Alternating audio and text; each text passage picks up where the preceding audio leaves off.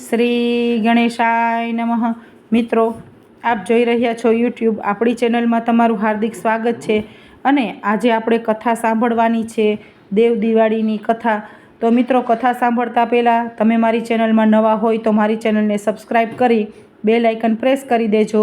બોલો કૃષ્ણ કનૈયા લાલ કી જય। દેવ દિવાળીની પૌરાણિક કથા। ત્રિપુર નામનો મહાદૈત્ય પ્રયાગ ક્ષેત્રમાં તપ કરતો હતો। તેણે ઉગ્ર તપસ્યા કરી। એના તપના તેજ અને પ્રભાવથી ત્રિભુવન પણ બળવા માંડ્યા।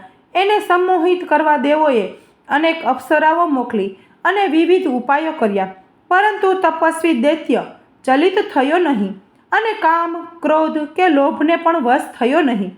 અને તેણે બ્રહ્માજીને પ્રસન્ન કરી અમરત્વ માંગ્યું। ત્યારે બ્રહ્માજી બોલ્યા, હે વત્સ, મારું પણ મરણ થાય છે, તો પછી અન્યની તો શી વાત કરવી?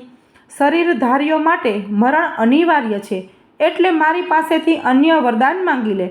ત્રિપુર બોલ્યો, હે પિતામહ, દેવથી, મનુષ્યથી, રાક્ષસથી, સ્ત્રીઓથી કે રોગથી મારું મૃત્યુ થાય નહીં એવું મને શ્રેષ્ઠ વરદાન આપો।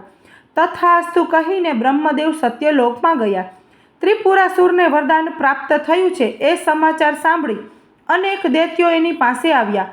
ત્રિપુરાસુરે દૈત્યોને આદેશ આપ્યો કે આપણા વિરોધી દેવોને હણી નાખો। એમ ન થાય તો એમની પાસેથી સર્વોત્તમ વસ્તુઓ છીનવી લો અને મને સમર્પિત કરો।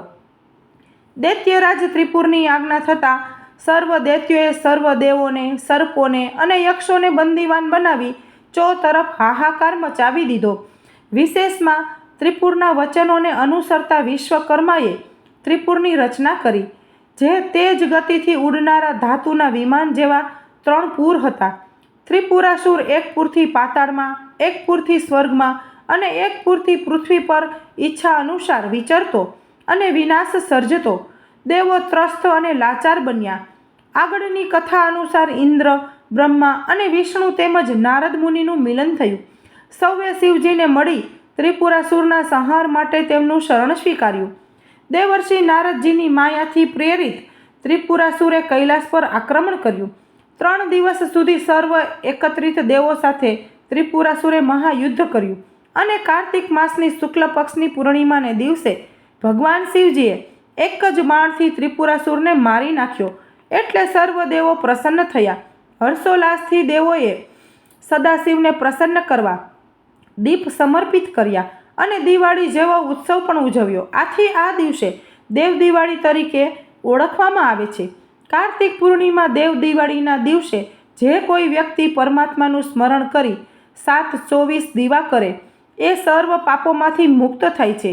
આ દીપ પ્રાગટ્ય અને તેના દર્શન થકી તેને સુખ, શાંતિ, સમૃદ્ધિ અને અભ્યુદય તથા ઐશ્વર્યની પ્રાપ્તિ અવશ્ય થાય છે એવું પૌરાણિક ગ્રંથમાં કહેવાયું છે। દેવ દિવાળીની સમાપ્તિ સાથે જ દીપાવલીનો મહોત્સવ પૂર્ણ વિરામ પામે છે અને તે સાથે જ શરૂ થાય છે શુભ લગ્નોની સિઝન, એટલે કે લગ્નોત્સવ। લગ્નોત્સુક યુવક યુવતીઓના પરિવારોમાં શુભ મુહૂર્ત દિને તોરણો બંધાય છે, મંગળ ગીતો ગવાય છે, ઢોલ ઢબૂકે છે અને વર કન્યા પ્રભુતામાં પર્દાપણ કરે છે। લગ્ન મુહૂર્તનો વિચાર કરીએ તો તેમાં દરેક વાર લઈ શકાય છે। તિથિઓમાં શુક્લ પક્ષની એકમ, કૃષ્ણ પક્ષની 13, 14, અમાસ અને ક્ષય તેમજ વૃદ્ધિ તિથિનો ત્યાગ કરી બાકીની બધી તિથિ લઈ શકાય છે। અશ્વિની, રોહિણી, મૃગશીર્ષ, મધા, ઉફા, હસ્ત, ચિત્રા, સ્વાતિ, અનુરાધા, મૂળ, શ્રવણ, ધનિષ્ઠા અને રેવતી એ 15 નક્ષત્રો લગ્ન માટે સામાન્ય રીતે લેવામાં આવે છે। વિશેષમાં જે નક્ષત્રોમાં શનિ, રાહુ અથવા કેતુ હોય એ નક્ષત્રો તેમજ જે નક્ષત્રોના 6 માસ દરમિયાન ગ્રહણ થયેલું હોય તે પણ ત્યાજય ગણાય છે।